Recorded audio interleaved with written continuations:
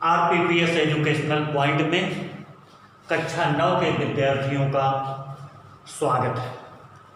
आज आप लोग गणित विषय के अंतर्गत इकाई 1 यानी संख्या पद्धति पढ़ेंगे। संख्या पद्धति को अंग्रेजी में नंबर सिस्टम कहते हैं। संख्या पद्धति को कहते हैं नंबर सिस्टम। अब सबसे पहले हम ये जान लें कि संख्या क्या है।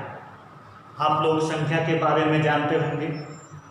संख्या का उपयोग मुख्य रूप से गणित में किया जाता है। संख्या का उपयोग मुख्य रूप से गणित विषय में किया जाता है, जिसका उपयोग गणना व मापन में होता है। यानी अगर कोई आपसे पूछे संख्या क्या है, तो आप बताएंगे संख्या वह गणितीय साधन है जिसके द्वारा गणना या मापन की क्रियाएं की जाती हैं। संख्या वह साधन है जिसके द्वारा गणना या मापन की क्रियाएं की जाती हैं। तो ये तो हो गई संख्या।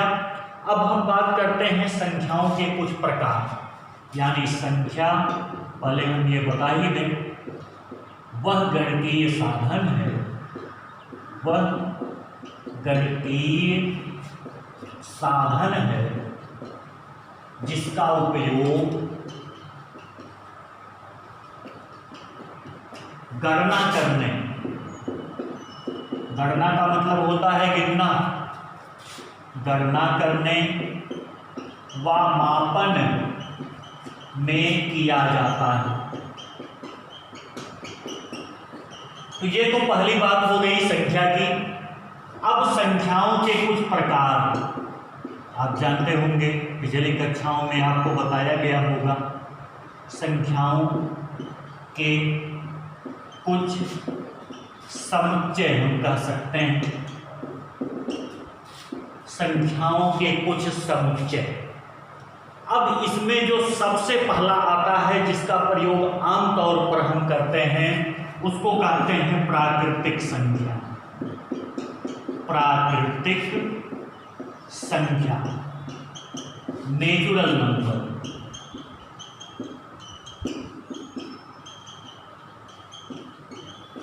अब अगर आपसे पूछा जाए कि प्राकृतिक संख्या क्या है, तो आप ये बताएंगे कि प्राकृतिक संख्या गिनने की संख्याओं को कहते हैं।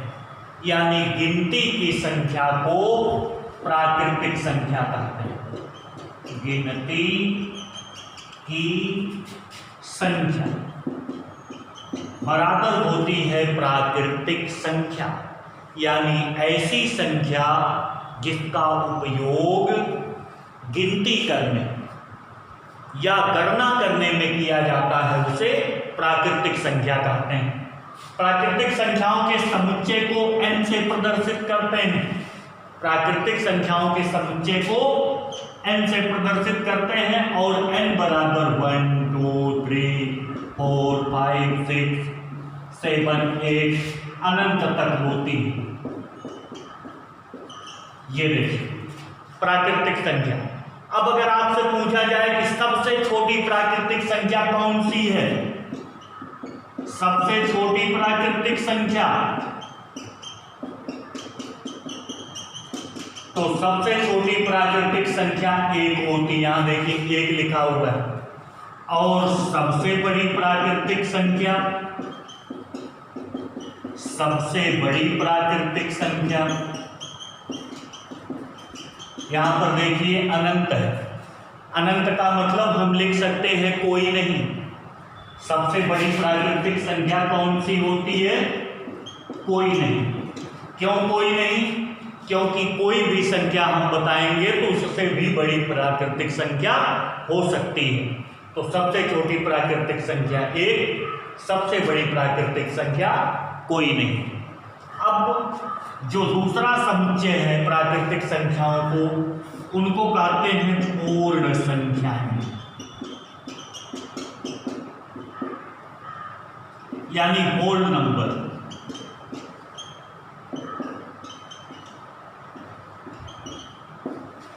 पूर्ण संख्याएं या होल नंबर प्राकृतिक संख्याओं में शून्य को सम्मिलित कर लेने पर पूर्ण संख्या प्राप्त होती है। प्राकृतिक संख्याओं में शून्य को सम्मिलित कर लें तो पूर्ण संख्या प्राप्त होती है। प्राकृतिक संख्याओं में शून्य को सम्मिलित कर लेने पर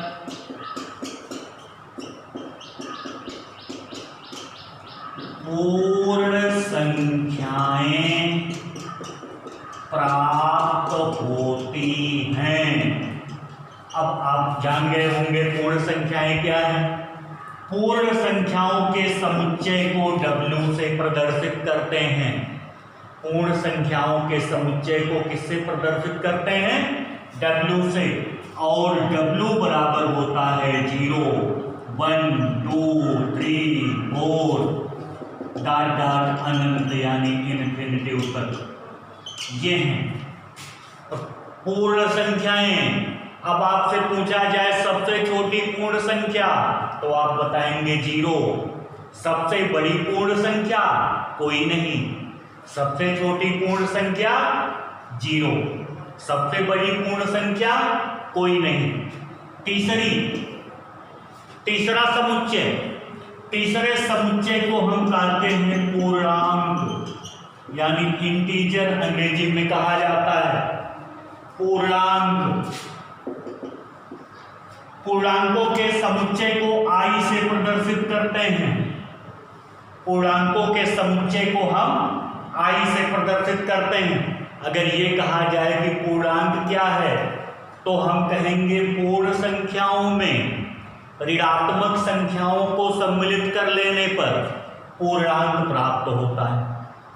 यानी पूर्ण संख्याओं में ऋणात्मक संख्याओं को सम्मिलित कर लेने पर पूर्णांक प्राप्त होता है। जैसे अगर हम लिखना चाहें तो पूर्ण संख्या कौन सी होती है? 0, 1, 2, 3, 4 डॉट डॉट अनंत तक। ये पूर्ण संख्या। इसी में हम ऋणात्मक संख्याओं को सम्मिलित कर लें, -3, -4 ये भी अनंत तक।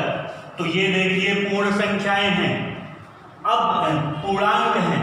पूर्णांक का मतलब ऋणात्मक पूर्णांक, धनात्मक पूर्णांक और शून्य तीनों मिला दिए जाएं तो पूर्णांक प्राप्त होते हैं। और वैसे परिभाषा देनी है तो आप कहेंगे कि पूर्ण संख्याओं में ऋणात्मक संख्याओं को सम्मिलित कर लेने पर पूर्णांक प्राप्त होते हैं।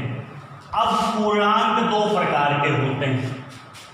पूर्णांक के प्रकार, पूर्णांक दो प्रकार के होते हैं।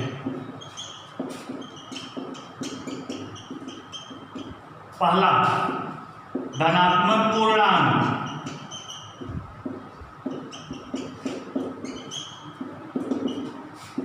यानी ऐसे पूर्णांक जिनको शून्य के दाहिनी तरफ रखा गया है।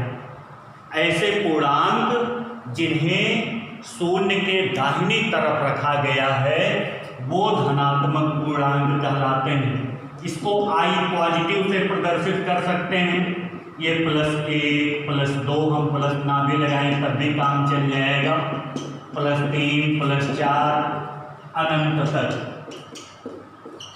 ये देखिए धनात्मक पूर्णांक। और दूसरा होता है ऋणात्मक पूर्णांक। ऋणात्मक पूर्णांक यानी शून्य के बाईं ओर रखे गए पूर्णांक ऋणात्मक पूर्णांक कहलाते हैं। I नेगेटिव इक्वल टू, यहाँ देखिए -1, -2, -3, -4, -5 ऐसे अनंत तक। ये ऋणात्मक पूर्णांक, ये धनात्मक पूर्णांक। अब शून्य क्या हुआ? शून्य ना तो ऋणात्मक पूर्णांक है ना धनात्मक पूर्णांक है। सबसे छोटा धनात्मक पूर्णांक +1 होता है। सबसे बड़ा धनात्मक पूर्णांक कोई नहीं होता। सबसे बड़ा ऋणात्मक पूर्णांक -1 होता है। सबसे छोटा ऋणात्मक पूर्णांक कोई नहीं होता।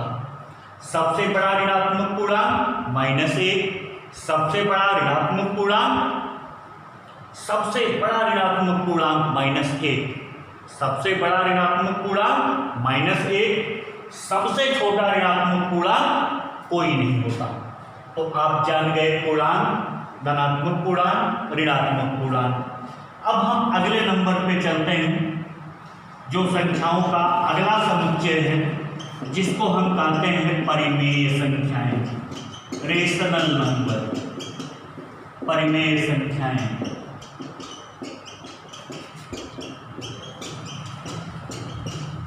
रेशनल नंबर परिमेय संख्याओं के समुच्चय को Q से प्रदर्शित करते हैं। ऐसी संख्याएं जिन्हें P बटा Q के रूप में व्यक्त किया जा सकता है। ऐसी संख्याएं जिन्हें P बटा Q के रूप में, P बटा Q के रूप में व्यक्त की जा सकने वाली संख्या या संख्याएं कहलाती हैं परिमेय संख्याएं।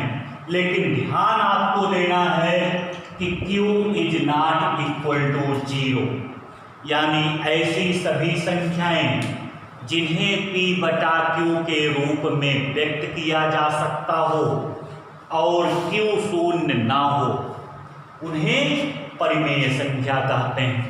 अब परिमेय संख्या के अंतर्गत शून्य, सभी पूर्णांक, प्राकृतिक संख्याएं, भिन्नात्मक संख्याएं,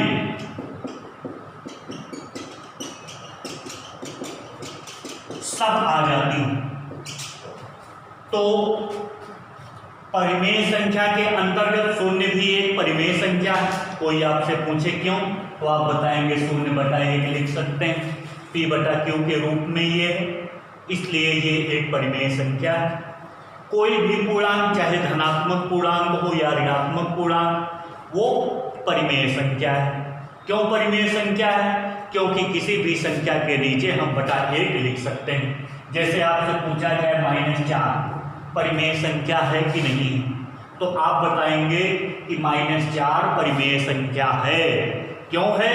क्योंकि हम -4/1 लिख सकते हैं। आपसे पूछा जाए 3/5 परिमेय संख्या है कि नहीं, तो आप बताएंगे है। कोई पूछे क्यों है, तो आप बताएंगे कि ये P बटा Q के रूप में है, और जिसे P बटा Q के रूप में व्यक्त किया जा सकता है वो परिमेय संख्या यानी Q होती है। तो आप परिमेय संख्या जान गए। अब हम चलते हैं अगली चीज पर। बात आती है तुल्य परिमेय संख्या। तुल्य परिमेय संख्या का मतलब होता है जिसके अंश, ऐसी संख्याएं जिनके अंश और हर समान होते हैं, या अंश और हर में समान संख्या से गुणा करने पर जो संख्याएं प्राप्त होती हैं उसे तुल्य परिमेय संख्याएं कहते हैं। तुल्य परिमेय संख्याएं, इसका मतलब ऐसी संख्याएं जिनके अंश और हर सदैव समान होते हैं, उन्हें तुल्य परिमेय संख्याएं कहते हैं। ऐसी परिमेय संख्याएं जिनके अंश और हर सदैव समान होते हैं तुल्य परिमेय संख्याएं कहलाती हैं। जैसे 1/2, ऊपर और नीचे 2 से गुणा करिए, 2/4, 3 से गुणा करिए, 3/6, 4 से गुणा करिए, 4/8, से गुणा करिए, 5/10। ये देखिए ये सब तुल्य परिमेय संख्याएं हैं, क्योंकि अभी हम 2 से 4 को काटें तो 1/2 आएगा, हर जगह 1/2 आएगा। इसलिए ये सभी परिमेय संख्याएं तुल्य परिमेय संख्याएं हैं। ऐसी परिमेय संख्याएं जिनके अंश और हर सदैव समान होते हैं तुल्य परिमेय संख्या कहलाती है। किसी भी संख्या में या किसी भी परिमेय संख्या में अंश और हर में समान संख्या से गुणा करने पर या समान संख्या से भाग देने पर उसकी तुल्य परिमेय संख्याएं प्राप्त होती हैं। यानी कोई भी हो, जैसे आपसे कहा जाए 3/5 की 4 तुल्य परिमेय संख्याएं, 4 तुल्य परिमेय संख्या ज्ञात करना है 3/5 की, तो पहले हम 2 से गुणा कर देते हैं अंश और हर में।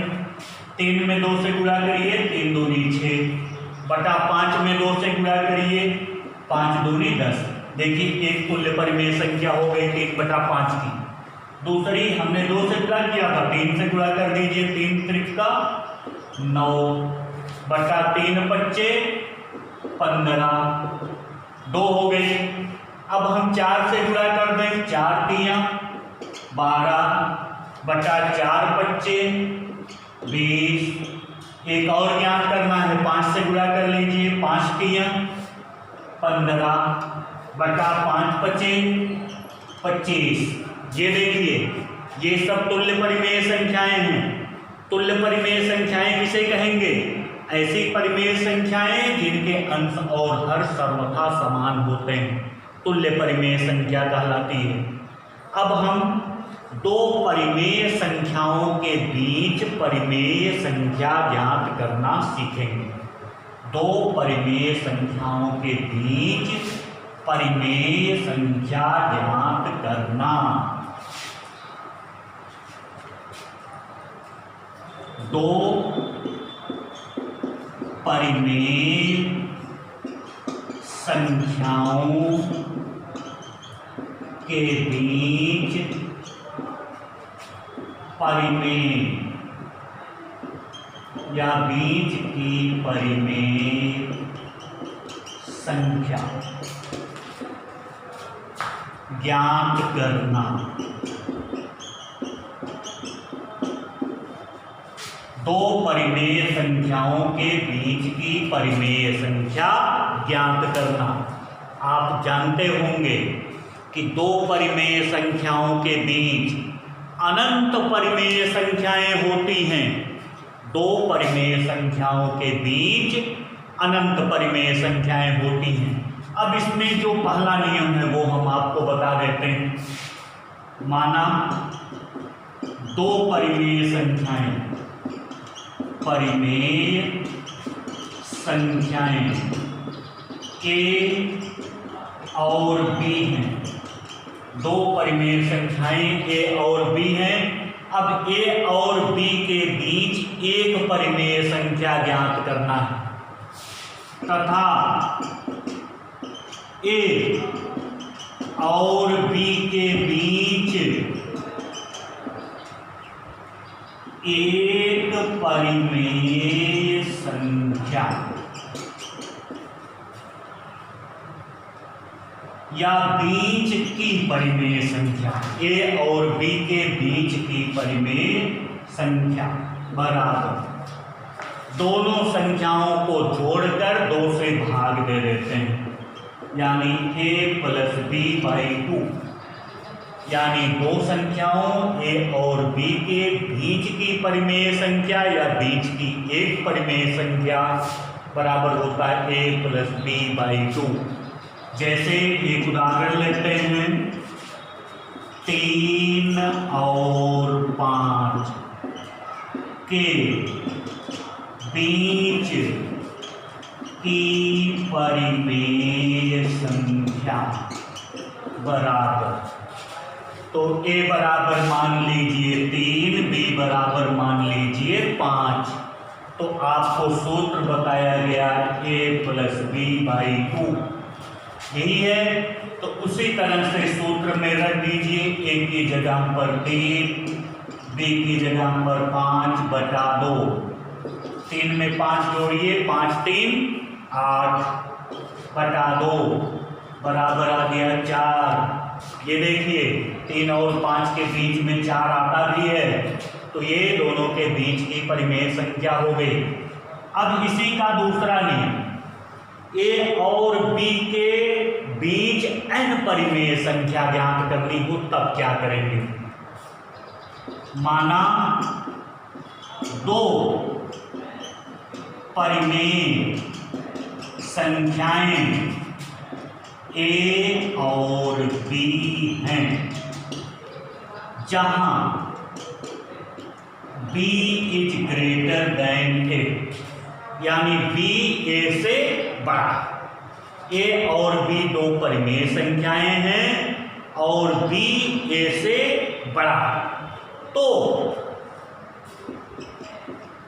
a और b के बीच n परिमेय संख्या ज्ञात करना है। n परिमेय संख्या ज्ञात करना है। दो परिमेय संख्याएं हमको दी गई हैं, एक a और एक b। a b से बड़ी, b a से बड़ी है। b क्या है? a से बड़ी है और उनके बीच हमें n परिमेय संख्याओं को ज्ञात करना है। तो ये सूत्र आप लोग याद रखेंगे, और सूत्र अगर आपको याद रहेगा तो आप उनके बीच जितनी भी परिमेय संख्याएं ज्ञात करना चाहें ज्ञात कर सकते हैं। अब a और b के बीच n परिमेय संख्याओं के लिए d बराबर एक सूत्र आप याद कर डालिए। d बराबर होता है b माइनस a/n+1। ये d बराबर आप ज्ञात करेंगे। सबसे पहले d बराबर होता है b माइनस a/n+1, ये आप ज्ञात कर लेंगे। अब a और b के बीच n परिमेय संख्याएं बराबर, सबसे पहले a+b, ये हमने अभी निकाला है, ये पहली परिमेय संख्या हुई। a+2d, ये देखिए दूसरी हुई। a+3d तीसरी हुई। a+nd, ये nवीं हो गई। तो इस तरह से हम दो परिमेय संख्याओं के बीच n परिमेय संख्याएं आसानी से ज्ञात कर सकते हैं। वही उदाहरण फिर ले लेते हैं। 3 और 5 के बीच 4 परिमेय संख्याएं ज्ञात करना। मान लीजिए, माना हमें 3 और 4, ये 5 के बीच 4 परिमेय संख्याएं ज्ञात करना है। मान लीजिए कि 3 और 5 के बीच 4 परिमेय संख्याएं ज्ञात करना है। तो यहां देखिए a बराबर 3, b बराबर 5, जो बड़ा है उसको b मानेंगे, जो छोटा है उसको a मानेंगे, और n बराबर है 4, n बराबर 4। अब आप निकाल लीजिए d बराबर, ये एक सूत्र आपको लिखवाया गया। d बराबर होता है b माइनस a/n+1, मान रखिए b का मान कितना है 5 माइनस a का मान कितना है 3 बटा n का मान 4 प्लस 1। 5 में से 3 घटाइए 2 बटा 4 में 1 जोड़िए 5, ये आ गया 2 बटा 5। ये हमको मिल गया d, इसलिए 3 और 5 के बीच पहली परिमेय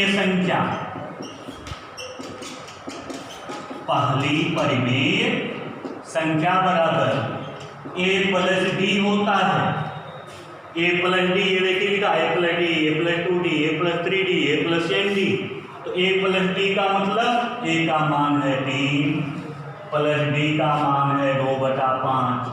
लासा ले लीजिए 5 तियां 15, 15 2 17, 17 बटे 5। 3 और 5 के बीच दूसरी परिमेय संख्या निकालोगे तो a प्लस 2d, यानी 3 प्लस 2 गुणे 2 बटा 5। अब 5 तियां 15, 15 2 दूनी 4, 15 4 19, 19 बटा 5। इसी प्रकार तीसरी परिमेय संख्या a प्लस 3d, तीसरी हो जाएगी a प्लस 3d, 3 प्लस 3 गुणे 2 बटा 5, यानी ये 3 पचे 15 और 3 दूना 6, 15 6 21 बटा 5। चौथी क्या हो जाएगी 3 प्लस 4 गुणे d, ये हो जाएगा, यानी a प्लस 4d। तो 5 तियां 15 और 8 23 बटा 5। ये देखिए चौथी, ये तीसरी, ये यहाँ पे दूसरी और ये पहली। ये हमने 2 परिमेय संख्याओं के बीच 4 परिमेय संख्याएं ज्ञात करना सीख लिया। बस आज की वीडियो में आप लोग इतना ही पढ़ेंगे। इसके आगे कल के वीडियो में आप लोग अगली वीडियो में देखेंगे।